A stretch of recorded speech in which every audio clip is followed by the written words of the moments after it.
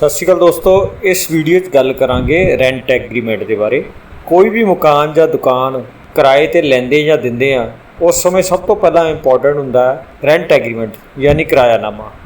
Rent agreement बनाउंदे समय की गल्लां दा ध्यान रखना है, इस बारे गल करांगे। रेंट एग्रीमेंट वो है जो किसी भी प्रॉपर्टी नूं किराए ते देण तो पहलां किराएदार अते प्रॉपर्टी दे मालक दोनां दे समझौते नाल तैयार कीता जांदा है।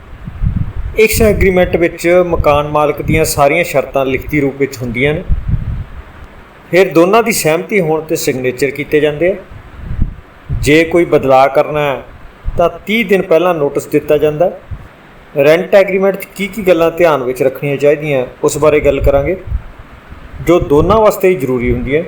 जिवें कि रेंट एग्रीमेंट स्टैंप पेपर ते ही बनदा है, इस ते मकान मालिक ते किराएदार दे सिग्नेचर होना जरूरी है। दोनों का नाम साफ साफ लिखिया होना चाहिए।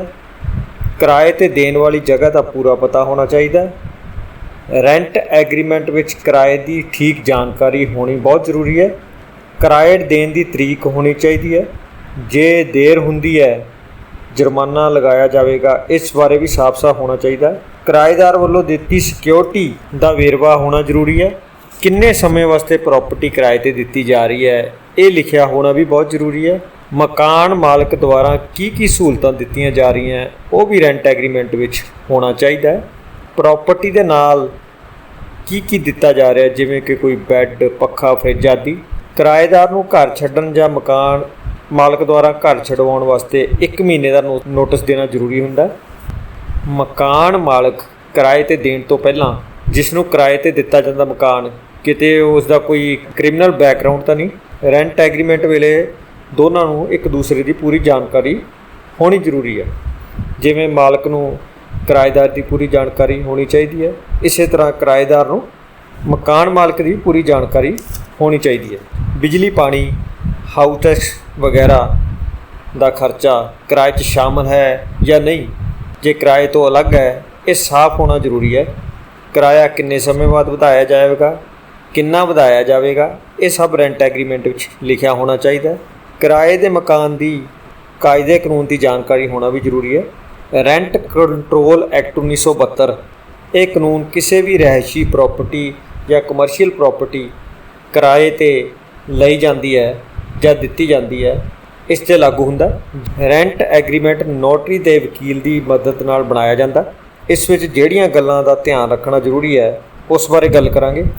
दोनों के नाम सही दर्ज होने चाहिए है। डिपोजिट की सिक्योरिटी ते एडवांस का भी वेरवा होना चाहिए है। बिजली पानी अलग है या नहीं है इसका भी वेरवा होना चाहिए है। किराएदार तो जबरदस्ती मकान खाली नहीं करवाया जा सकता। रेंट एग्रीमेंट विच 1 महीने के नोटिस का प्रोविजन होने के बावजूद भी मकान मालिक किराएदार तो जबरदस्ती मकान खाली नहीं करवा सकता। जे इस तरह करता है तो कोर्ट विच उसके खिलाफ अर्जी दी जा सकती है, स्टे ऑर्डर लिया जा सकता है। मकान लैण तो पहला किराएदार लिए जरूरी है कि जिस तो वह मकान लै रहा है कि वह असली मालिक है। जे मकान मालिक लिए यह बहुत जरूरी है कि मकान देने तो पहला किराएदार की पूरी जानकारी लवे कि वह किस तरह का व्यक्ति है। कोई क्रिमिनल बैकग्राउंड तो नहीं, उसकी नौकरी बारे वो किराया भर सकता है या नहीं भर सकता, काबिल है किराया भरन दे या नहीं है।